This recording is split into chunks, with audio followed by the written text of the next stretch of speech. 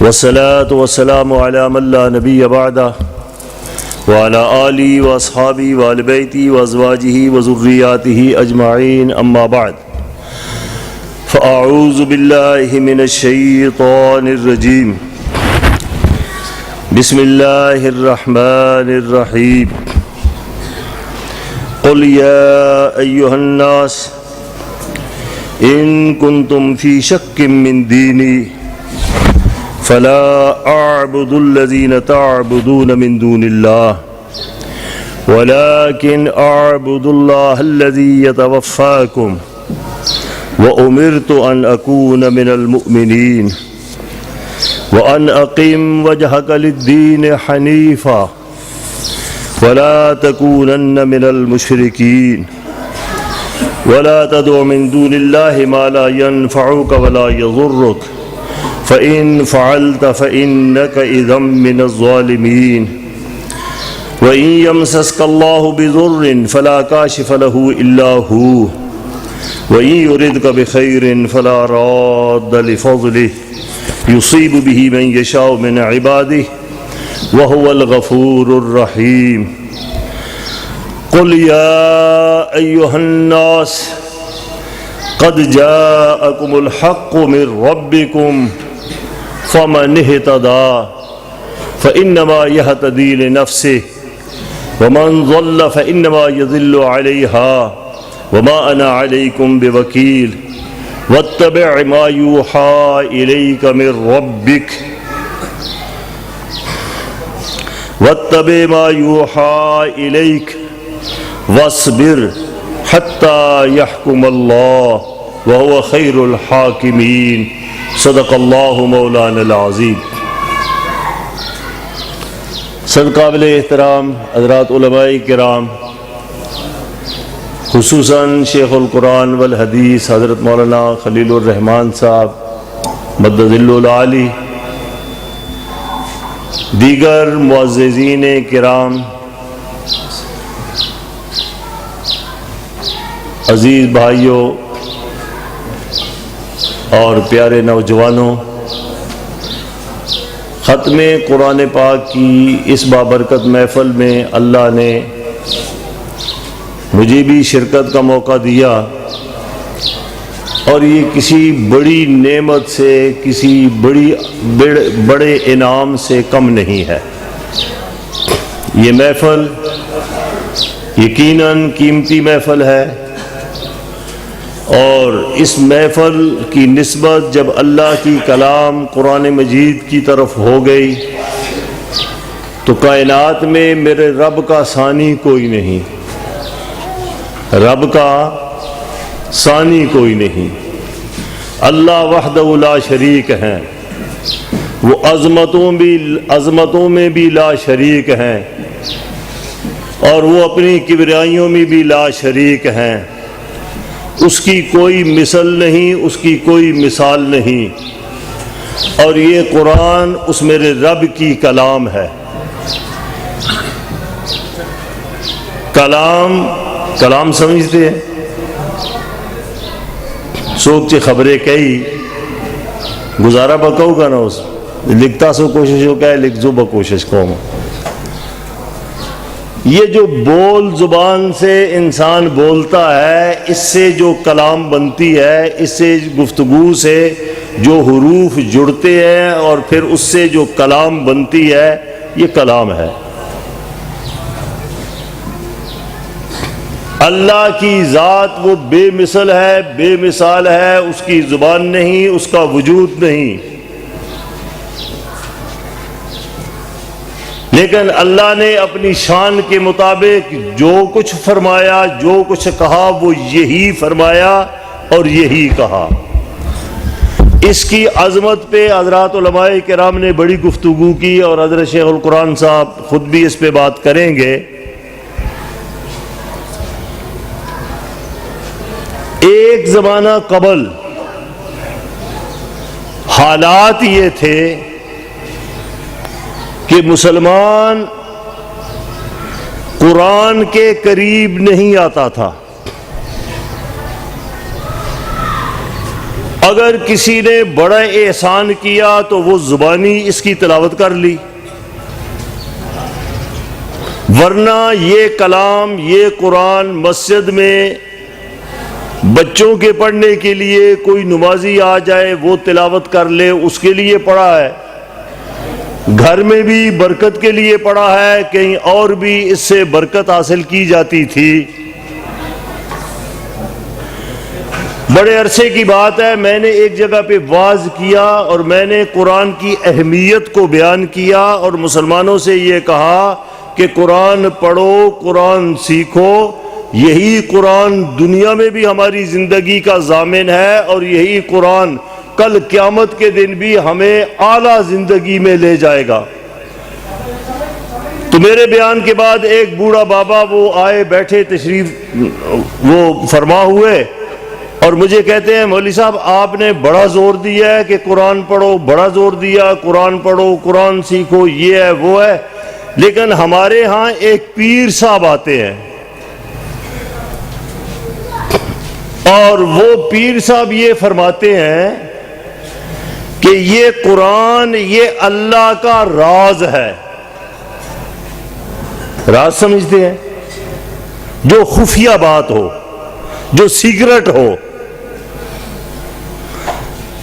وہ پیر صاحب کہتے ہیں یہ سیکرٹ بات ہے اللہ کی، لہذا اس کو سیکرٹ رہنے دیجئے، اس کو مخفی رہنے دیجئے، اس کو اسی میں بند رہنے دیجئے۔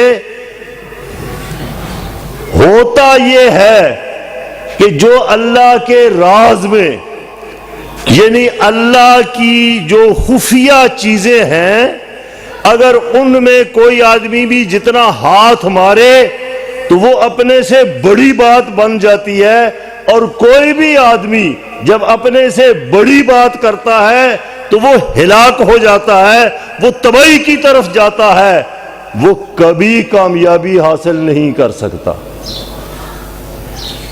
اگر میری یہ بات آپ کو سمجھ آئی ہے تو مقصد ایک عرصہ پہلے یہ تھا، مولوی بھی کہتا تھا قرآن کے قریب مت جائیں، پیر بھی کہتا تھا قرآن کے قریب مت جاؤ، اللہ کی رحمتیں ہوں کروڑ ہاں حضرت مولانا حسین علی رحمت اللہ علیہ پہ، اور آپ کیا جانے کہ حسین علی کیا تھے۔ اگر اس سے آگے میں علامہ رشید احمد گنگوئی کا نام لوں تو کون جانتا ہے کہ رشید احمد گنگوئی کون تھا، اور ان کے ساتھ اگر مولانا مظہر نانوتوی رحمت اللہ علیہ کا نام لوں تو کون جانتا ہے کہ مظہر نانوتوی رحمت اللہ علیہ کون تھے۔ لیکن میں آپ کو سیدھی سی بات کہتا ہوں، یہ قرآن کے ان خدام کا ایک سلسلہ ہے کہ جس سلسلے نے تنہائیوں میں محنت کی، اس قرآن کو سینے سے لگایا، ایک ایک کے دروازے پہ جا کے قرآن سکھایا، گھروں میں جا کے قرآن پڑھایا، طلباء کو قرآن پڑھایا، اور اس ہندوستان کے پورے خطے میں علماء کی ایک ایسی کھیپ انہوں نے تیار کی کہ جن کا صبح بھی کام اللہ کے قرآن کا بیان ہے، دن میں بھی وہ اللہ کے کلام کو بیان کرتے ہیں، رات میں بھی قرآن کی بات ہوتی ہے، مجمع میں بھی قرآن کی بات ہوتی ہے، اجماعی طور پر بھی انفرادی طور پر بھی قرآن کی بات ہوتی ہے۔ اور آج قاری احسان اللہ صاحب نے یہ جو ختم قرآن پاک کیا ہے، آپ جمع ہیں، علماء جمع ہیں، میں آ گیا ہوں، یہ ساری رونقیں اور بہاریں یہ اسی محنت کی وجہ سے ہے۔ اس کے پیچھے ایک بہت بڑی تاریخ ہے، بہت بڑی تاریخ ہے۔ وہ کن مشکلات سے گزرے اس کا وقت نہیں میں بات کروں، کتنی مشکلات، کتنے مصائب آئی ہے اس کی، لیکن ایک بات کہ آج جس موقع پہ ہم پہنچے ہیں یہ اللہ نے ہمیں پہنچایا ہے، علماء کی صدیوں کی محنت ہے۔ آج ہماری جھولی قرآن سے آباد ہے، ہمارا گھر قرآن سے آباد ہے، ہم قرآن کے مفہوم کو سمجھتے ہیں، قرآن کے الفاظ کو جانتے ہیں، اس کے معانی کو سمجھتے ہیں، اس کے مطالب کو سمجھتے ہیں. یہ ان علماء کرام کی ایک محنت، ایک کوشش ہے. اب میری گزارش یہ ہوگی کہ یہی کوشش اس سے آگے جانی چاہیے. آگے جانی چاہیے نہیں؟ کیا خیال ہے؟ آگے یہ ایسے جائے گی کہ جیسے یہ درس ہے، اس درس کے ساتھ ایک درس اور شروع ہو جائے، اور اس درس کے ساتھ پھر ایک درس اور شروع ہو جائے. وہ کون دے گا؟ دوبند سے پڑھ کے کوئی آئے گا وہ دے گا، بنوری ٹاؤن سے کوئی پڑھ کے آئے گا وہ دے گا. بھائی ان علماء کے قدموں میں بیٹھو. جیسے قاری احسان اللہ کو اللہ نے قرآن کی خدمت کے لیے قبول کر لیا ہے، تم بیٹھو گے تمہیں بھی اللہ قرآن کی خدمت کے لیے قبول کر لیں گے. بات ختم کرتا ہوں. جو آیات کریمہ میں نے پڑھی ہیں، یہ اللہ کی کلام، یہ ایک موقف رکھتی ہے. اللہ کی کلام قرآن مجید ایک نظریہ رکھتی ہے. یہ آئی کیوں ہے؟ اللہ نے اپنی کلام کو انسان کے لیے، انسانیت کی راہبری کے لیے، رہنمائی کے لیے بھیجا، اور اس کا ایک موقف ہے. جب بھی قرآن نے اپنا موقف پیش کیا، پیش کرنے والا سارے نبیوں کا سردار، خاتم النبیین حضرت محمد مصطفیٰ صلی اللہ علیہ وآلہ وسلم کیوں نہ ہو، مکہ میں پیش کیوں نہ کریں، مدینہ میں پیش کیوں نہ کریں، ملک عرب کی اس مقدس سرزمین پہ پیش کیوں نہ کریں. قرآن کا کوئی بھی داعی ہو، قرآن کے موقف کو کوئی بندہ بھی بیان کرے، جبکہ قرآن کے موقف کو کوئی بیان کرے گا، جتنے زور انداز طریقے سے یہ قرآن کے موقف کو بیان کرے گا، اس سے کئی گنا زور انداز طریقے سے اس کی مخالفت سامنے آئے گی. یہ ہو نہیں سکتا کہ قرآن بیان کیا جائے تو مخالفت نہ ہو. یہ ہو نہیں سکتا کہ مولوی مسئلہ سچا بتائے تو اس مولوی کی تکریم ہو. تکریم نہیں ہوگی، فتوے لگیں گے، لوگ باتیں کریں گے، قرآن پڑھیں گے. جب قرآن سنایا جائے گا تو یہ جو آیات کریمہ میں نے آپ کے سامنے تلاوت کی ہے، اس میں بھی کچھ ایسا ہی مفہوم ہے. جناب نبی کریم صلی اللہ علیہ وآلہ وسلم پہ قرآن نازل ہو رہا تھا. یہود و نصارہ اور مکے کے مشرک، یہ یہود و نصارہ اہل کتاب تھے، نبیوں کی اولاد تھے، کلمے کو سمجھتے تھے، دین سے واقف تھے، انبیاء کو جانتے تھے، اللہ کے گھر کی واقفیت تھی. اور مکے کا مشرک ابراہیم خلیل اللہ کے ماننے والے تھے. سب کچھ ہونے کے باوجود جب پیارے مصطفیٰ، سب کہہ دیجئے صلی اللہ علیہ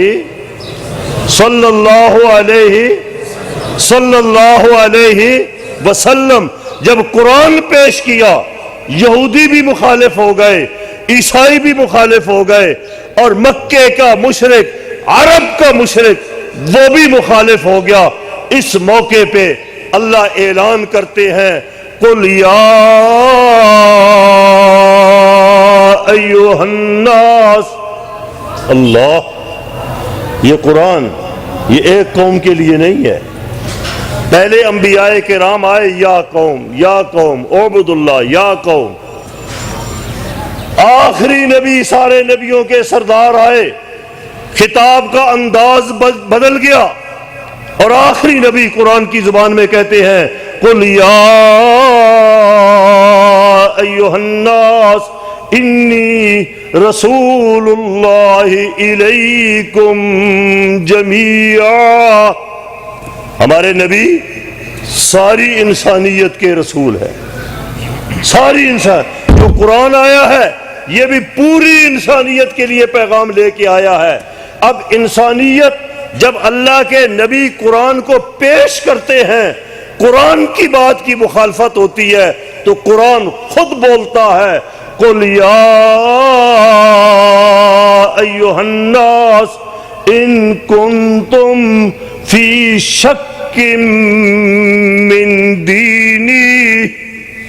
قرآن کہتا ہے جو دین پیارے نبی صلی اللہ علیہ وآلہ وسلم پیش کر رہے ہیں قرآن کی صورت میں، اگر کسی کو بھی اس میں شک ہو تو اسے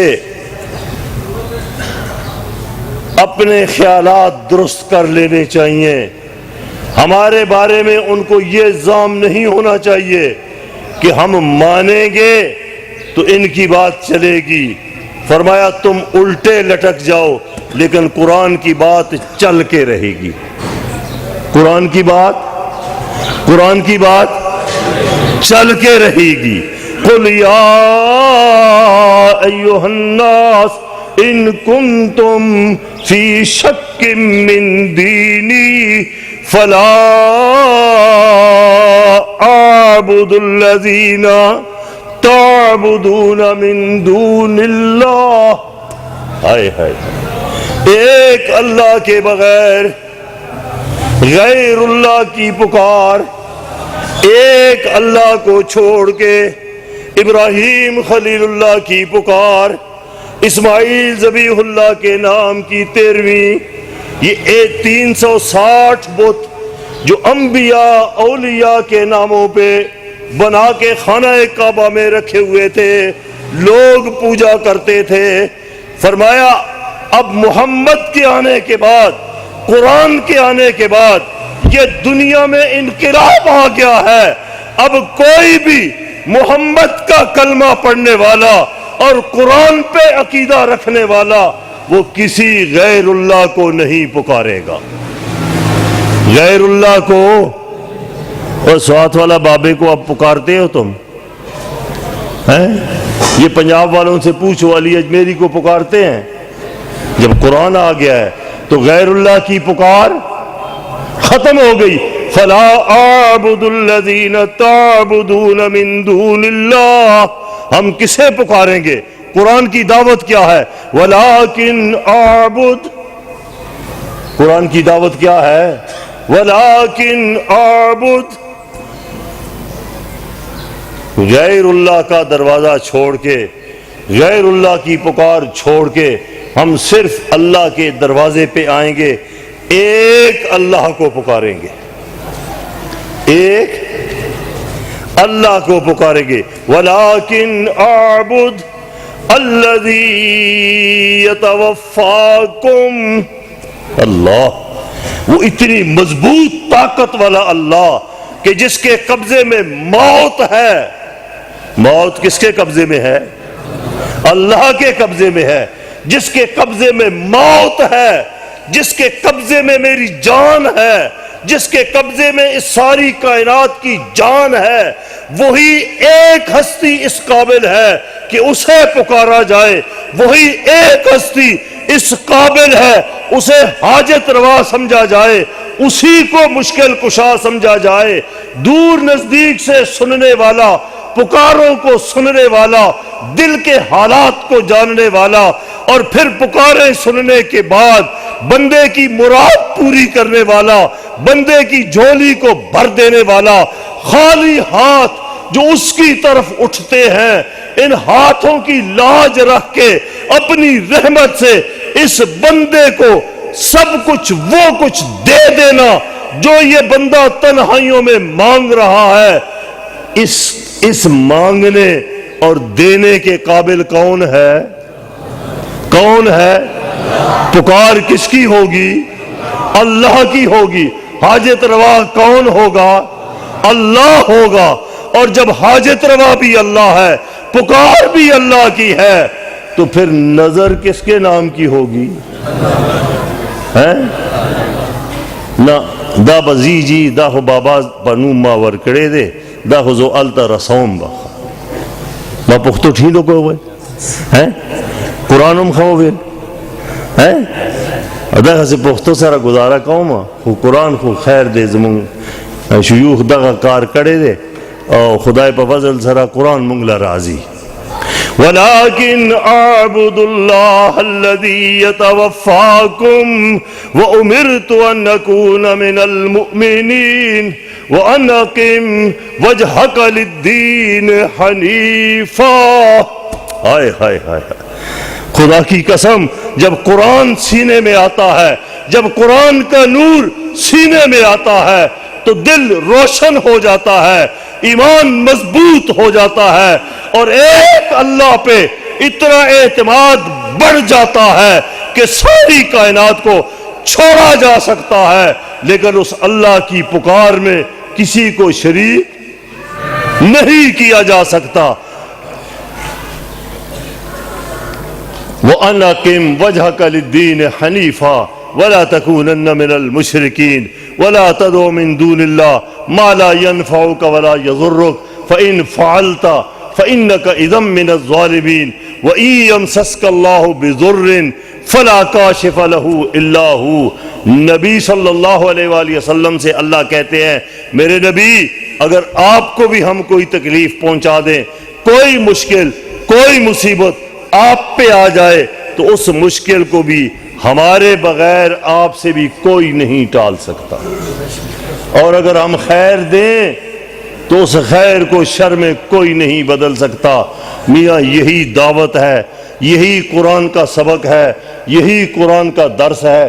یہ قرآن والے یہ سارے لوگ صبح و شام اسی کی بات کرتے ہیں، اور قاری احسان صاحب نے بھی اسی پہ محنت کی ہے۔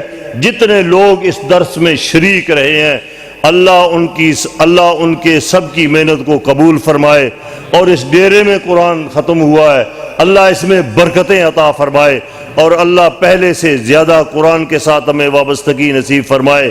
وما علینا الا البلاغ۔